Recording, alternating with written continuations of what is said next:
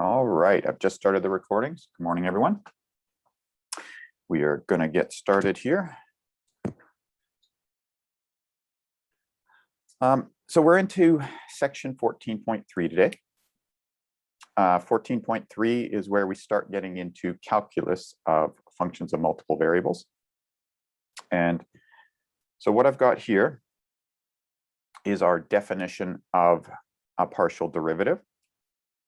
But I want to motivate it. I want to motivate what a partial derivative is, what a derivative is in these higher dimensions. So let's instead we'll go to math3d.org, and let's see. I'll just switch over to the 3d.org page. Actually, I'll show you where you're going to find this. So this, if you want to play along, you can go to the lecture notes schedule, and under 14.3, there's these two demos. The first demo, I believe I did it in GeoGebra. The second demo, this is the one I'm going to use, which is the math3d.org demo. Now I just have to, there it is. So when you click that demo math3d.org, it'll take you to a page that looks like this. You'll probably have already things filled in on it, but we'll turn those constructions on as we go. So here's the idea. We've got a surface, and we've got a point on that surface. And what I'm interested in doing at that point is trying to get a feel for what is the function value doing near that point. So if I'm interested in a rate of change. So if I'm moving along the x direction, is my function value going up and down, up or down as I approach that point? If I move along the y direction, is my function value moving up or down as I approach that point? In particular, could I find a plane that does a really good approximation of the surface near that point? I'm kind of thinking of the analog of a tangent line here. So from calculus 1, we have a point on a curve. We want to find a tangent line to the curve. Here, our goal is we've got a point on a surface. I want to figure out if I can approximate it with a plane. So in some sense, I'm trying to find a tangent plane. And we can just basically go with the things we know how to do already. What we know how to do is we know how to construct parametric curves. So what I could do is I could construct a curve on this surface that moves in the x direction. So I'll go ahead and I'll do that. Just turn on my construction. Oh, I might have, where are you here? There it is. Actually, I want the, why does my CX seem to already be on and not showing? Okay.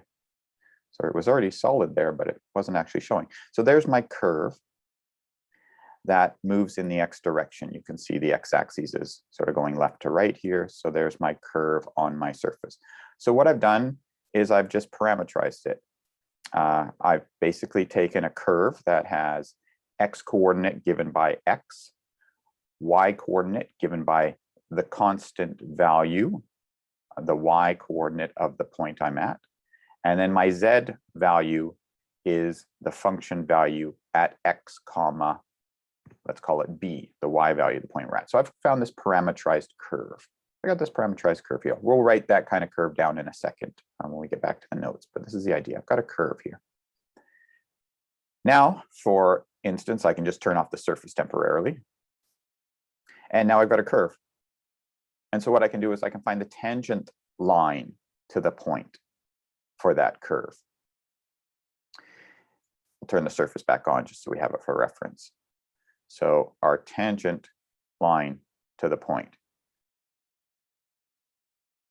Again, I'm looking for the DCX. Again, it's here, it's solid, but it's supposed to be off. There it is. So there's our tangent vector. And I've also got a plane that I'm sort of using as a reference point. I'm essentially thinking about cutting the surface along that plane. That's what gave me that curve. And then I look at the tangent vector at that point. And that tells me how is our function f changing in the x direction. We can do the same thing for the y direction. I'll go up here and I've got all of these things under one toggle, so I could do the same thing in the Y direction. I can slice it with a plane in the Y direction. I can look at the corresponding curve that I get on my surface, which has been sliced by the plane. And then I can look at the tangent vector there. So this is all calculus of space curves or parametric curves that allowed us to do these two different directions. Now I've got two directions. This, the green arrow points in the direction when I move in the X direction, it points in the direction of change. And the red arrow points in the direction of change for my surface as I move in the Y direction. And I can move my point around and these things just change accordingly. So you can see over here, as I move in the X direction, my Z value is increasing because my arrow is essentially pointing upwards. And my Z value as I move in the Y direction, it's dropping a little bit. So those arrows represent tangent vectors. So I'll just move my point somewhere back into the middle where all the action is. Now with those two vectors, what I can do is I can form their cross product and create a plane that has that cross product as their normal vector. And that's that plane there. So that purple vector is the cross product. And that purple plane is the plane that I get that contains these two tangent vectors. And now I'm going to turn off the construction from the X direction and the Y direction. And what I'm left with is a plane that does a pretty good job of approximating the surface at that point. So that's the idea we have, is we're going to look at space curves. We're going to consider this surface, look at a space curve in the X direction, use its tangent vector to get how it's changing in the X direction, do a space curve in the Y direction, get a vector for how it's changing in the Y direction, and then get their cross product, get the normal vector, and get the tangent plane.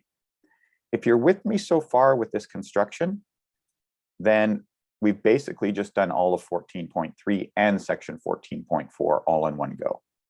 This is what the next two sections are about.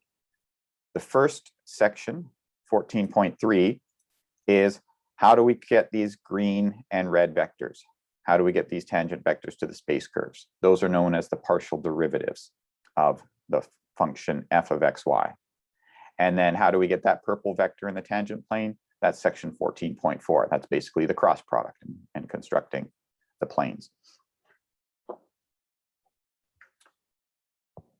Yep, the green and red planes. Yeah, absolutely. So Eduardo answered the question as well, but I can do it too in our construction. So I'm going to turn off the red one temporarily. I'll turn off the tangent plane, and we'll go down and get rid of a few of these things.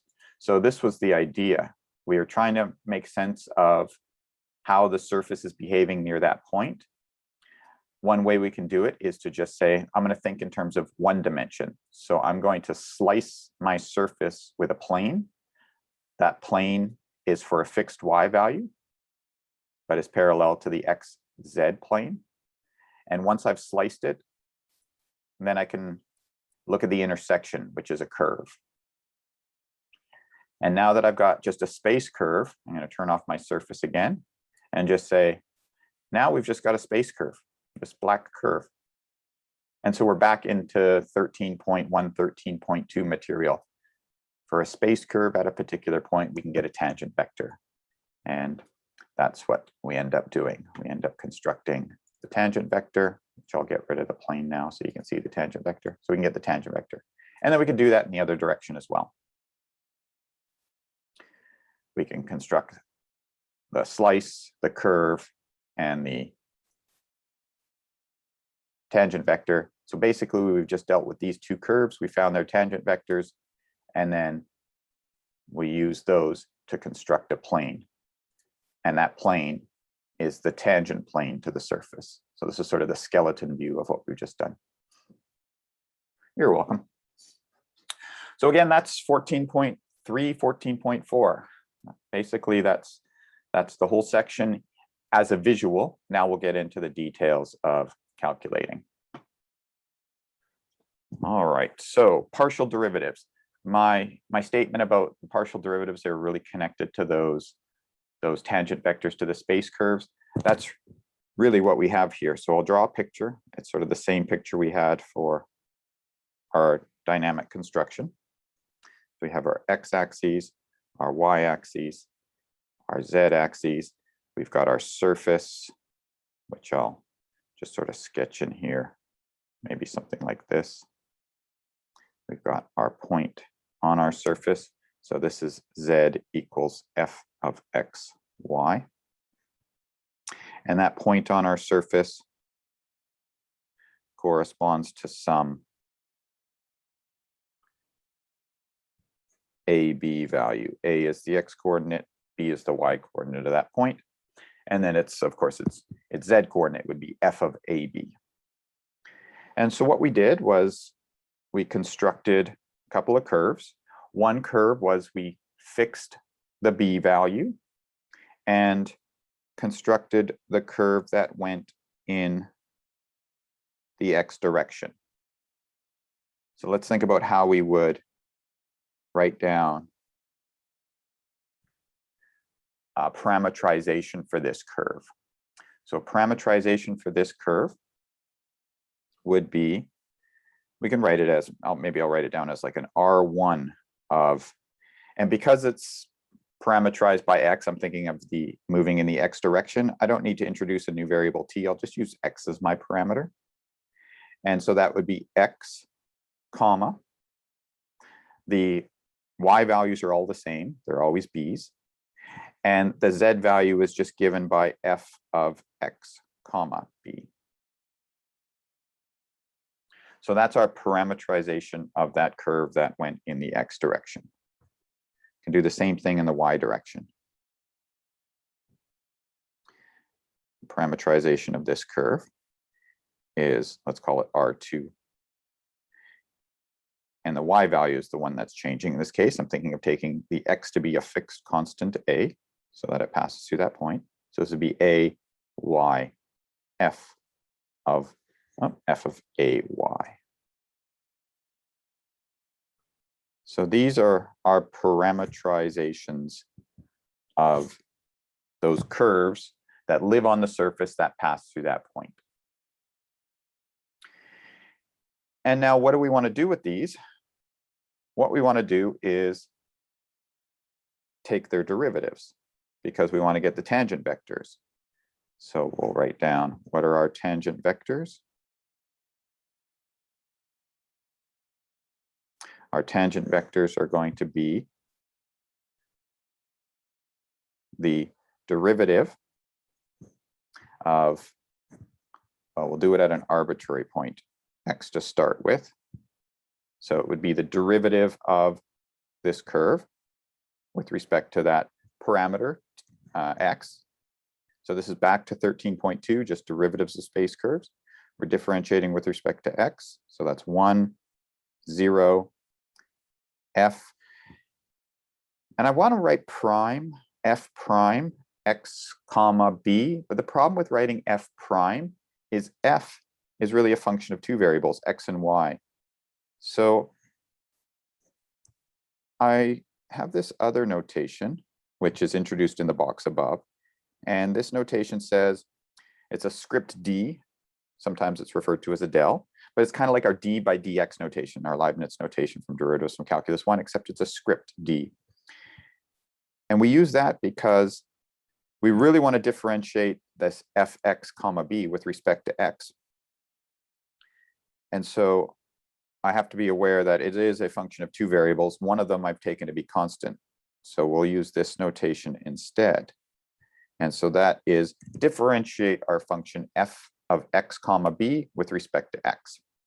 So in other words, what we're doing there is we're treating the y value as a constant because it is, it's b, and we're just differentiating whatever results as a function of x.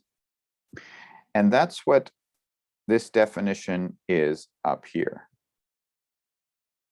This is known as the partial derivative of f with respect to x. which we can use the del f del x notation, or we can use an f sub x notation. Those are the first two equalities. But what they are is it's just the limit as h goes to 0 of the normal derivative, definition of derivative, f of x plus h, comma y minus f of x, comma y over h. In other words, you can see here that y is treated as a constant. Nothing's happening to it. The limit is with respect to h, and the h is happening in the first component, and that's where the x variable is. So this partial derivative notation just says, take the derivative as you normally would, but just treat the other variables as a constant. So the y in this case is our other variable, treat it as a constant, just differentiate with respect to x. And you say, well, why are we doing that? Why would we treat it as a constant? It's precisely because that's what we're doing to go from here to here when we do the derivative as a space curve. The y variable is a constant. It's whatever the y value of the point is. In this case, it's b, and we're just differentiating with respect to the variable that's changing. That's x. We do the same thing for the other one. R2 of y prime is 0, 1 del y of f of a comma y.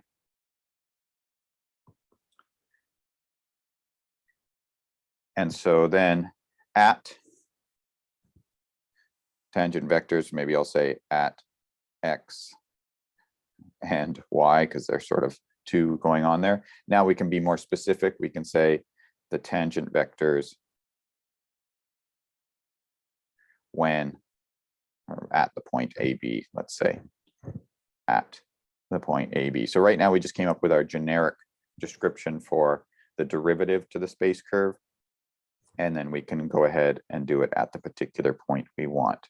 And that would be given by 1, 0, del f del x of x. Well, actually, I'll write it this way because this is a way we'll typically use it. So we differentiate f with respect to x, and then our vertical bar for evaluation, we take xy and we plug AB into it. And then similarly for the other one, R2 prime at B is given by 0, 1 del f del y, vertical bar xy at. So evaluate the derivative. Once you take the derivative with respect to y, evaluate it at AB. And those are the tangent vectors that we're interested in. So again, we've done basically two sections in this little diagram here. We've done the idea of introducing a partial derivative, that is the derivative of a function with respect to one of its variables, where you treat the other variable as a constant. We've made a geometric interpretation of that as the tangent vector to the space curve. And then once we've got these two direction vectors, which are the tangent vectors to the corresponding space curves, we could take their cross product and get the normal vector to the tangent plane. So there's quite a bit going on here. And it's from this point, we are going to make all of these ideas solid. So there's really not going to be any new ideas coming forward. We're just going to now start doing lots of examples that build on these ideas and try to make them concrete as possible. So let's go ahead and do some examples of calculating partial derivatives. I'll leave this up just in case people are still copying that last little bit. So calculating partial derivatives. To calculate del f del x, we just regard y as a constant and differentiate with respect to x. Similarly for the y partial of f, with the y partial, we treat x as a constant and differentiate with respect to y. So for example, here's our function. Let's call this f of xy. We'd like to find the partial derivatives, what are known as the first order partials, because they're the first derivatives. So I'll use our subscript notation. F sub x of xy, that means the x partial derivative of this. So what do? We're differentiating with respect to x, so we treat all other variables as constants. So I'm saying it that way because if we get into multiple variables, 3 variables, 4 variables, and so on, then that would make a little more sense when I say treat all other variables as constants except for the one you're differentiating with respect to. Here, there's only two variables, so we just treat y as a constant, differentiate with respect to x.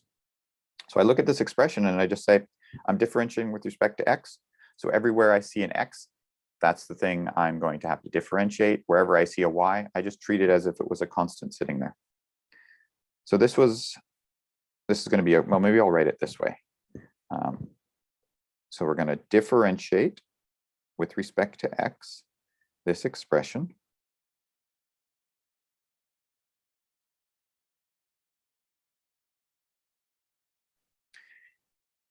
And in order to do that, we're going to have to use the quotient rule because there's a quotient here. What the quotient rule says is differentiate the top function. So maybe I'll put this in full details. Differentiate the top function. And then multiply by the bottom function. And then take away from that the top function times the derivative of the bottom function.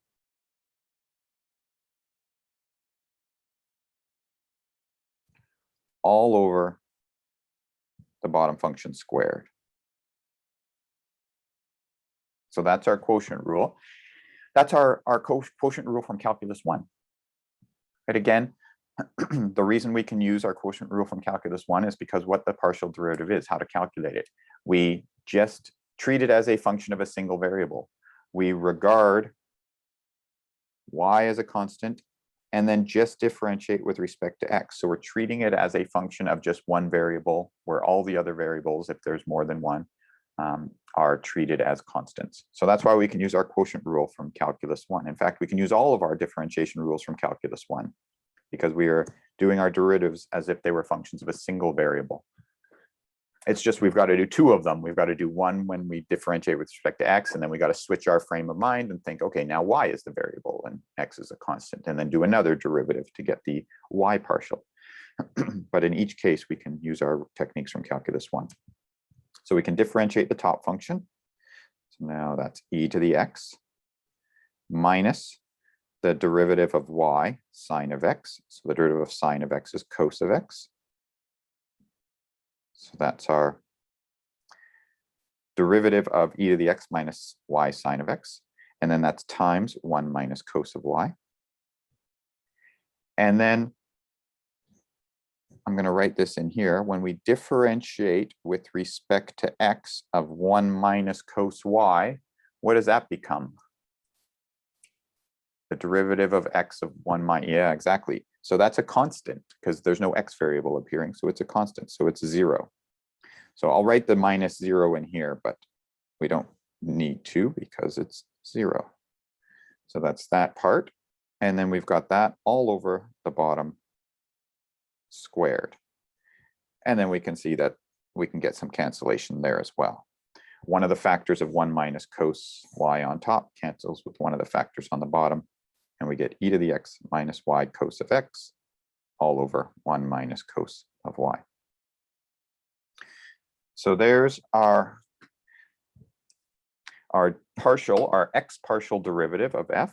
We can go ahead and do the same thing for our y partial derivative. This is going to be differentiate now with respect to y of e to the x minus y sine x all over 1 minus cos of y. And I'll skip that intermediate step of where I wrote the quotient rule out in full detail because we're past Calculus 1 where you've probably done dozens and dozens, if not hundreds of quotient rules already. So you're probably in the frame of mind where you can just pop them in and do them in your head. But if not, you can fill in that intermediate line yourself. That's fine. So we're going to do the derivative of the top function, and that's with respect to y. So that's negative sine x, derivative of the top times the bottom minus the top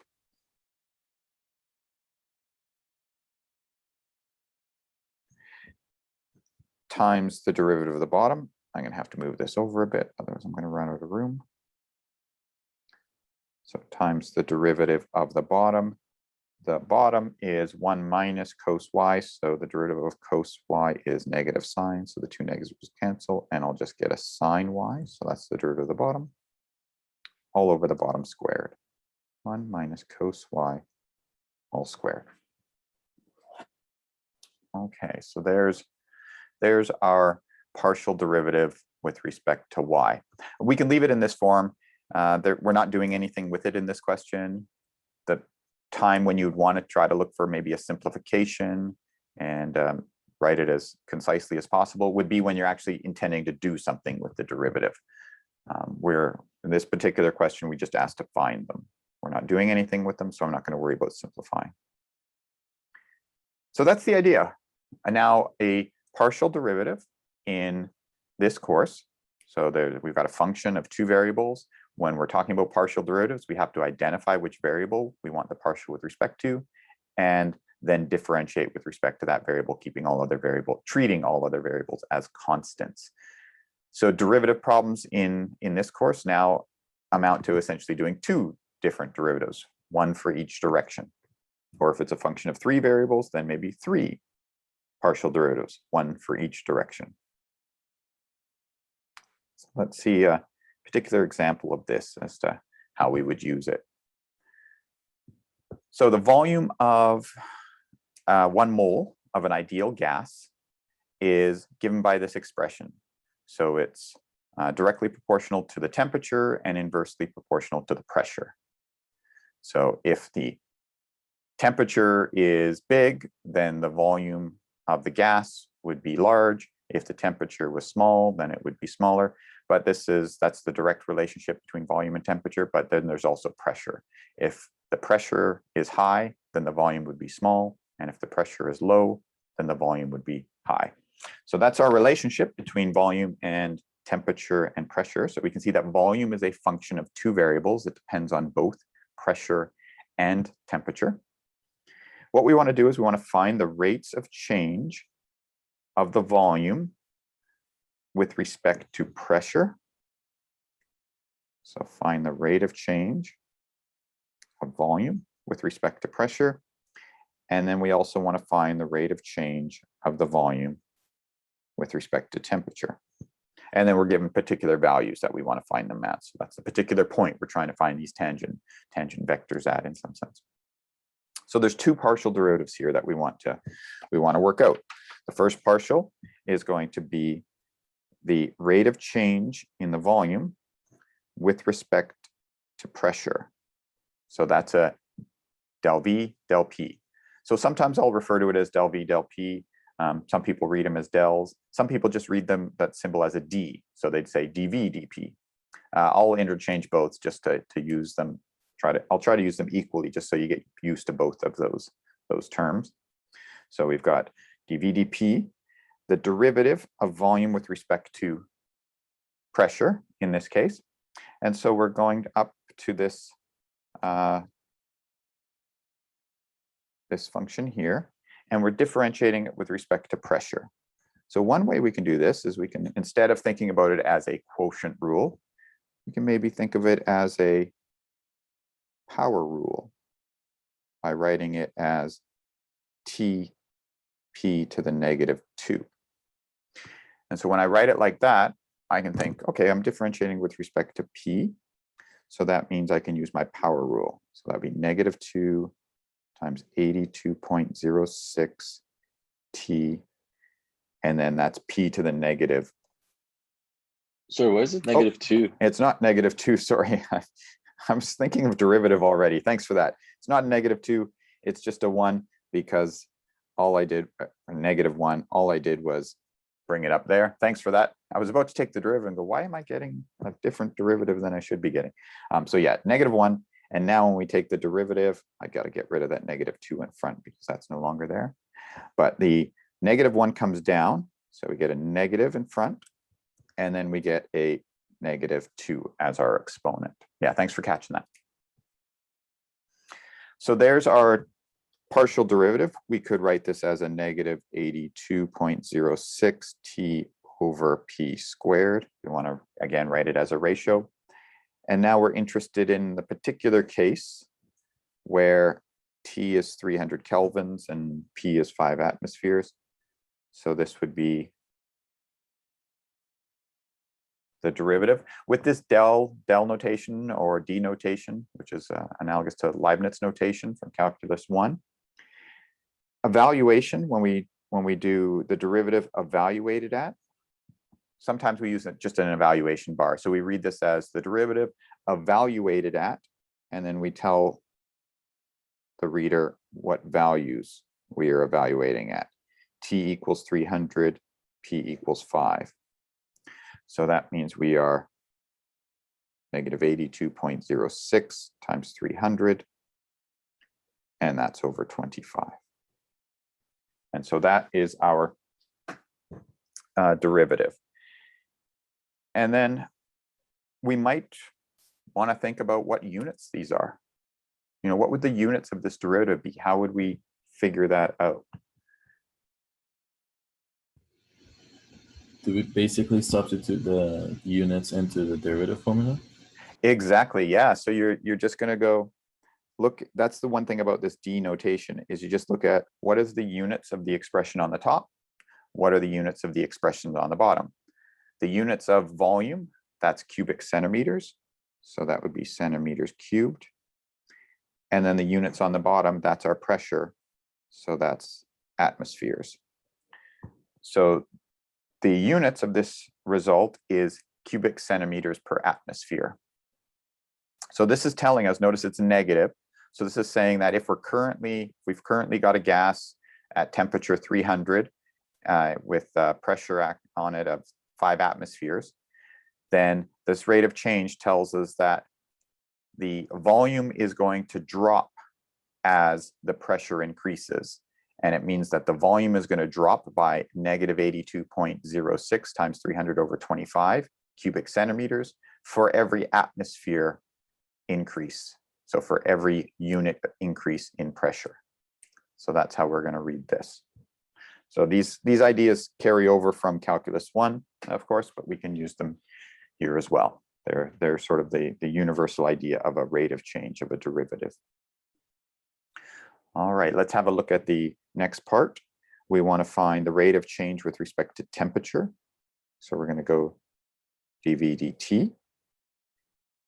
And so we again look back at our expression above. It's linear in T. So we're looking at the volume formula at the very top. Derivative with respect to T is just 82.06 over P.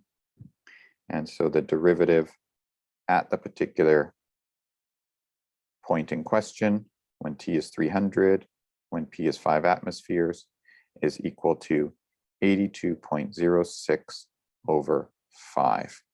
And again, that's cubic centimeters, but this time per, in this case, we are looking at degrees in kelvins. So cubic centimeters per Kelvin. Okay, so there's an example, a concrete sort of a physical example of where these partial derivatives come into play. This kind of question is really saying, how is the volume changing when the temperature changes? This last statement says, well, if you're currently at 300 Kelvin and 5 atmospheres, and your temperature increases by a unit, then your volume increases by 82.06 over 5 cubic centimeters. So that's what these rates of change are telling us, how output changes relative to input. Professor, I have a question. Yep. So in the back, like for the partial differentiation, we said that we'll consider one variable as a constant. While Yeah. here we consider T and P not constant. Is it because that they both depended on it and we got the certain values for them, or? No, we actually did think of it as a constant. If you think about what we did in order to go from here to here, what we did was we took the derivative with respect to P and we ignored the T. We just treated T as a constant. And so that's the idea. When you do a partial derivative, you only focus on the variable in question. In this case, the variable in question was P. So here we treated T as constant when we did that derivative. And then when we did the derivative from here to here, we treated P as a constant. So we're treating it as a constant in terms of when we differentiate, we just think about it as a derivative of one variable. But then once we've got the derivative, the question is, maybe we can look at it for different values of T and P, but that's the same idea as back to our picture up above. It's sort of saying that if I looked at a different point on the surface, I would still slice it by one curve in the X direction, another curve in the Y direction. And I would look at the tangent vectors at each of those. And those tangent vectors would basically, you differentiate the function with respect to one variable while treating the other one as a constant, namely the constant of wherever point you are. And we can let that constant change. So here I had a generic constants A and B, but the idea is when we do these derivatives, we just treat one of the variables as constant, and then we can plug in the value of it later on and look and use different values for it. Does that make sense? Yep, got it. Thank you. You're welcome. All right, let's have a look at when you can do one derivative, you can do many. So these are higher order partial derivatives. So let's say I've got a function, I take its derivative with respect to X. Then I can take that resulting function, much like we've got here. Now I've taken partial derivative dv dp, and I get that. That's still a function of T and P. I could differentiate that with respect to T, or I could differentiate it with respect to P, and so on. We can keep differentiating the result, and those give us our higher order partial derivatives. So the notation we use is, if we're starting with our partial derivative with respect to X, I can differentiate that with respect to X again. And typically we will just leave off those brackets and write the double X's here, X, X. The innermost X, the one closest to the function name F, is the one that gets done first. So this is first, and then this is the second. So first do the X derivative, and then next do it again. The notation we can use as sort of a mixture is we are taking the F sub X derivative, and then we are differentiating with respect to X again. So I've mixed the two notations. F sub X is our function now, and then we differentiate with respect to X. And if we write this using D notation for both, this is the first derivative we're doing, and this is the second derivative we're doing. And so the key observation is that when you use the subscript notation, you have to work from inside out, or from left to right, first, second, and so on. And when you use the D notation, you work from right to left, because in my second set of things that I've written there, this one is being done first, that derivative, and then this one's getting done second. So you move from right to left. So that's just a subtle thing to keep in mind. Depending on whether you use the D notation or the subscript notation, you got to keep in mind which direction you have to move in. And so then we've got the analogous ones for F sub X, Y. And again, this is the first derivative. This is the second derivative. So first differentiate with respect to X, then with respect to Y. If you use D notation, then the first is the one that you write on the right, and the second one is the one you write on the left. All right, let's do some examples of some higher order derivatives. We'll find the second and third order partial derivatives of this function. So we'll first go for the X partial derivative. So again, we're differentiating through, but we treat the variable we're not differentiating as a constant. So this would be 3x squared minus 6x. And the y is just hanging on there as a constant. And then the y squared, the derivative would be 0 with respect to x. Another way to think about that is, how is y squared changing as x changes? Well, y and x are independent of each other. So as x changes, y squared doesn't change because it's independent of x. They're in two different directions. So how y squared changes with respect to x is it doesn't. It changes at a rate of 0. That's an analogous way to sort of phrase this idea of treat it as a constant. Treat it as a constant with respect to x. So that's our x derivative. We can do the same thing with our y partial. So that would be negative 3x squared plus 2y. So those are our two partial derivatives. We can, good question. Sorry, Eduardo, I just got to your question there. I just saw it. So Eduardo's question was from the previous one. So it's a good time to pause because I'm about to do the higher derivatives for those of you who want to try to do the fxx, fxy, fyx, fyy, four different second order derivatives. Go ahead and try. I'll pause for a second while I explain this. So Eduardo wanted to know, we've got this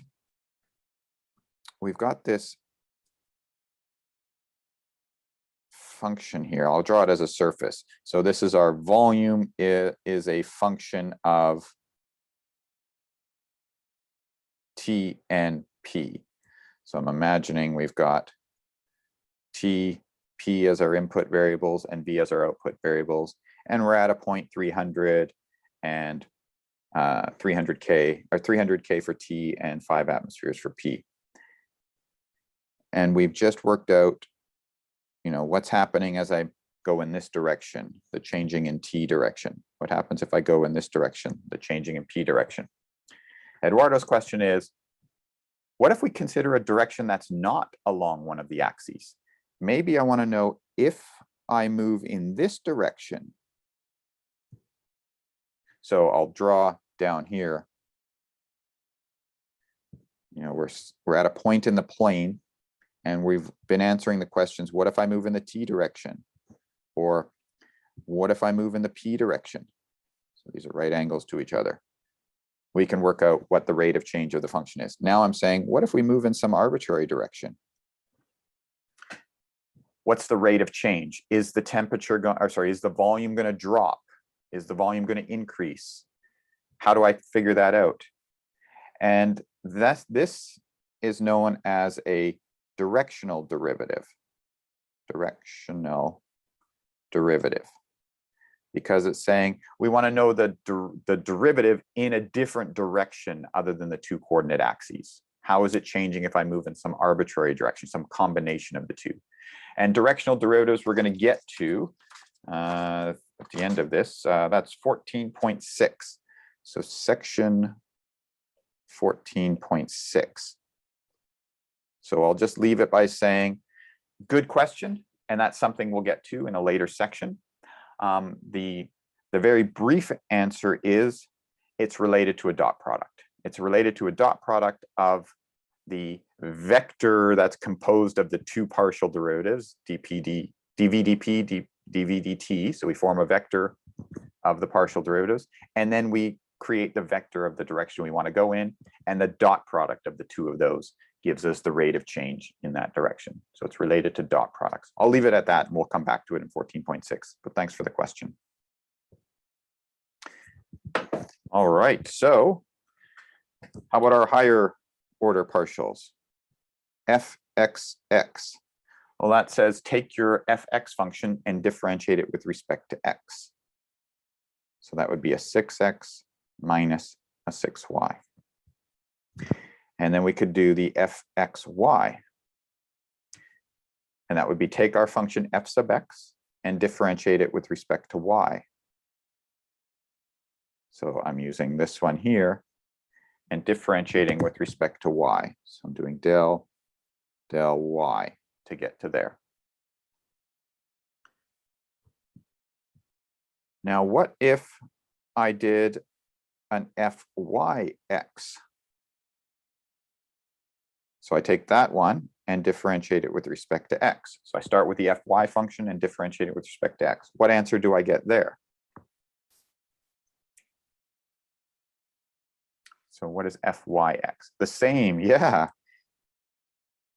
negative 6x, which is fxy. And you might think, oh, that's a coincidence. That probably doesn't happen all the time, because how could differentiating with respect to one variable and then the other be the same as doing them in the opposite order? Clearly, these probably don't commute. Well, it turns out that in some cases, they actually do. And that's our equality of mixed partials result down here in the blue box. It says that as long as the two mixed partials, we call them mixed partials because they're partial derivatives that where the variables are being mixed, we're differentiating with respect to one, then the other. As long as these are continuous on a circular disk centered around AB, so there's some conditions, then the mixed partials are equal. So we will exploit this idea.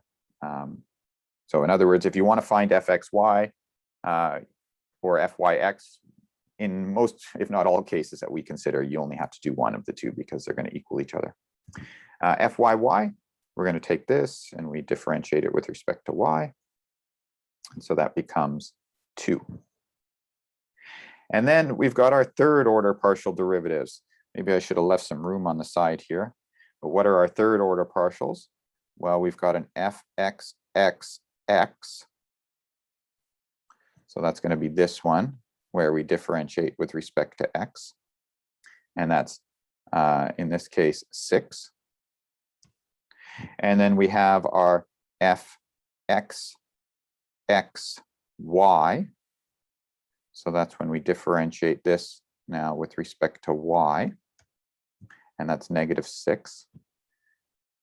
But you'll see that that's the same as f of x, yx, which is the same as f of y, xx. Again, this idea of equality of mixed partials. So if I do 2x derivatives and 1 y, the result down below is really telling us that it doesn't matter which order you do them in. And you can see this if you start with the fx, y, and differentiate with respect to x, you get negative 6.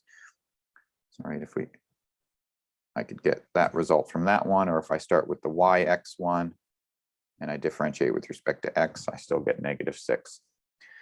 So of the, how many third order partials are there? Well, there's 2 choices for the first variable to differentiate with respect to, 2 for the second, 2 for the third. So that's 2 times 2 times 2. So there's 8 possible third order partial derivatives. We've listed 1, 2, 3, 4 of them. We've listed half of them already. Now we'll do the one that involves 2 y's and 1 x. So I'll start with fxy and differentiate with respect to y. And that's going to be 0. And that's the same as f of yxy, which is the same as f of yx. You can check those ones. Just look at the appropriate second partial and then take the third derivative. And lastly, fyy is 0. So we've listed all third order partial derivatives there. Yeah, it does. And this is it's sort of a combinations kind of problem. I've got how many words can I make in 2 letters? My 2 letters are x's and y's. How many words can I make? Well, I can use no y's, all x's. I can use 1 y and 2 x's, or 2 y's and 1 x, or 3 y's. And that gives us all 8 of our possible partial derivatives that we'd have to worry about. All right. If we have more than 2 variables, then the derivative is just defined as it normally is. Derivative with respect to x in this case is you just look at a little change in the x direction minus the point you're standing at, and take the limit as h goes to 0. That gives you your x partial. And so we can do things like find the x partial, the y partial, the z partial, depending on how many variables there are. And that's what we're asked to here. So we'll finish with this example. If w is x over y plus 2z, we want to know what this expression is. And I'll just write it out. It is again, we got to read it from right to left as these things get applied. So it's saying first take the x derivative of w, then take the y derivative, then take the z derivative. So del w del x is equal to 1 over y plus 2z. And then we're going to take the derivative of that with respect to y. And so the derivative of that with respect to y, we can think of it as a ratio if we want, or a power. And so the derivative with respect to y, we can use the power rule. So that's negative y plus 2z to the negative 2 times the derivative of y, which is 1.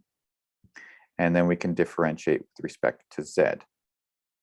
Derivative of that with respect to z. So that's del z of negative y plus 2z to the negative 2. And that would be, again, the power rule. Negative 2 comes down, gives us a 2, y plus 2z to the negative 3 times the derivative of the inside function. We're treating y as a constant, z's are a variable, so that would be a times 2. So that would be a 4, y plus 2z to the negative 3. So there's our final result. The last example, I'm happy to do it in the next class, but it's all there complete, so you could try it yourself. It's just asking you to verify that if you take this function and you do the second, the x derivative twice, and then also take that function and do its y partial twice, and also do its z partial twice, and add them all together, what you get is 0. So the second derivative with respect to x plus the second derivative with respect to y plus the second derivative with respect to z all cancel out and results in 0. I can do that one next class. But for today, we are all done. So I'm just going to stop the record.